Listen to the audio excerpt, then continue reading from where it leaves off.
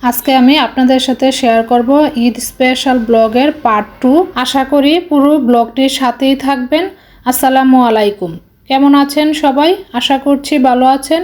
তো welcome to my another new blog. তো আমাদের বাসার সব ছেলেরা কিন্তু এরই মধ্যে নামাজ পড়তে বের হয়ে গিয়েছে, ঈদের নামাজ। তো আমরা চাচ্ছিলাম যে না, ছেলেরা নামাজ পড়ে আসার আগে আগেই যেন আমরা বাসার সব কাজকর্ম গুছিয়ে নিতে পারি, মানে রান্না বান্না মোটামুটি গুছিয়ে নিতে পারি, কারণ এসেই কিন্তু তাড়াহুড়া লাগিয়ে দিবে তাড়াতাড়ি রেডি হওয়ার জন্য, কারণ ঈদের সালামির পর্ব শুরু করবে এই জন্য। তো এখানে আমার ননদ গরুর মাংস রান্না করছে, আর আমার ননদের হাতে গরুর মাংস সবাই খুবই পছন্দ করে, খুবই প্রশংসা করে খেয়ে, আর আসলে খুবই মজা হয় আমার ননদের হাতের গরুর মাংস রান্না। আর এদিকে রোস্ট রান্নার প্রিপারেশন চলছে, আর এই রোস্টের পিসগুলো তো গতকাল রাতে হালকা করে ফ্রাই করে রাখা হয়েছিল।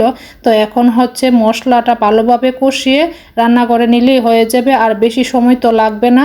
তো এই যে রান্না বসিয়ে দেওয়া হয়েছে, আর অল্প কিছু সময়ের মধ্যে কিন্তু রান্না হয়ে যাবে। আজকে রোস্ট রান্না করছে আমার বড় যা, আর সাথে আমার ছোট যাও ছিল, ভাবিকে হেল্প করছে। আর আমার বড় জায়ের হাতে রোস্ট রান্না খুবই মজা হয়। আর এদিকে হচ্ছে কলিজা রান্না করা হচ্ছে। তো কলিজাটা আগে কষিয়ে নেওয়া হচ্ছে, তারপরে একটু বাগার দেওয়া হবে আর কি। আর এই কলিজাটা রাত্রেই কেটে রাখা হয়েছিল, আর আমরা মোটামুটি রাত্রেবেলায় বেশিরভাগ কাজ গুছিয়ে রেখেছিলাম, তো যাতে দিনের বেলা তাড়াতাড়ি রান্নাটা শেষ হয়ে যায়। তো এই যে কলিজা রান্না হয়ে গিয়েছে, আর এদিকে হচ্ছে গরুর মাংস রান্না হয়ে গিয়েছে। তো এই যে দেখেন কতটা সুন্দর হয়েছে কালারটা। তো আমাদের বাসার সব মেহমানদেরকে বলছিলাম যে সকালে খাবারটা তাড়াতাড়ি শেষ করে নাও। তো এই যে এখানে আমার দুই ননদিনী সকালে খাবার খাচ্ছে, একজনকে আরেকজন খাইয়ে দিচ্ছে আর কি। ওদেরকে বলছিলাম সকালে খাবারটা তাড়াতাড়ি শেষ করে নাও, তারপরে তোমরা রেডি হয়ে যাও, না হলে ছেলেরা এসে তো একদম তাড়াহুড়া লাগিয়ে দিবে, সালামির পর্ব শুরু করে দিবে। এই জন্য আর কি, যেহেতু বাসায় অনেকগুলা মেহমান ছিল, তো যে যেখানেই পারছে বসে খেয়ে নিয়েছে। তারপরে সবাই কিন্তু রেডি হয়ে যাচ্ছে যে যার মতো করে। আর ঈদের দিন থেকে তো হঠাৎ করে এত গরম পড়ে গিয়েছে, তাছাড়া মেহমানও ছিল বাসায় বেশি, লোকজন বেশি হলে তো এমনিতেও গরম লাগে, আর চুলা তো রাত্রেবেলা থেকে জ্বলতেছে, এজন্য আরো গরম বেশি। তো এদিকে আমার রাজকন্যা কিন্তু রেডি হয়ে গিয়েছে, আমি ওকে রেডি করে দিয়ে তারপরে আমি রেডি হচ্ছিলাম। এদিকে ওর বাবা একটু ভিডিও করছিল ওর। আর আমার পুত্র দঞ্জে কোথায়, ওর তো কোনো পাত্তাই পাচ্ছি না, ছবি তোলা তো দূরে থাক।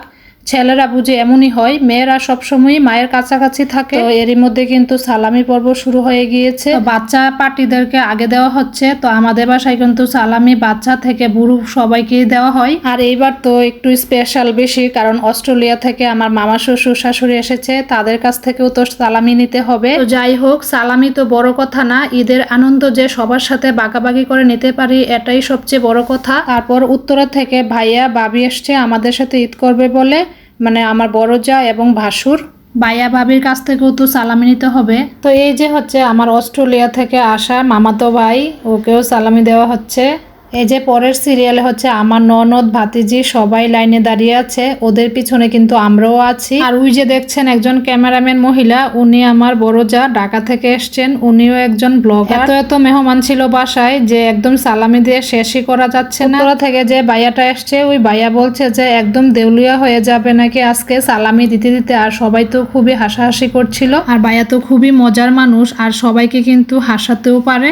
আলহামদুলিল্লাহ, আমার শ্বশুর বাড়ি প্রত্যেক ফ্যামিলির বন্ডিং এত ভালো যে ভাবতেই ভালো লাগে। এদের সময় একটু ঝামেলা বেশি হলেও আমাদের কষ্ট হয় না, কারণ ওরা যে পরিমাণ ভালোবাসা দেয় আমাদেরকে, এই ভালোবাসার কাছে আমাদের এই কষ্ট কিছুই না। তো এই যে এখন আমার অস্ট্রেলিয়া ফেরত মামার কাছ থেকে কিন্তু সালামি নেওয়া হচ্ছে।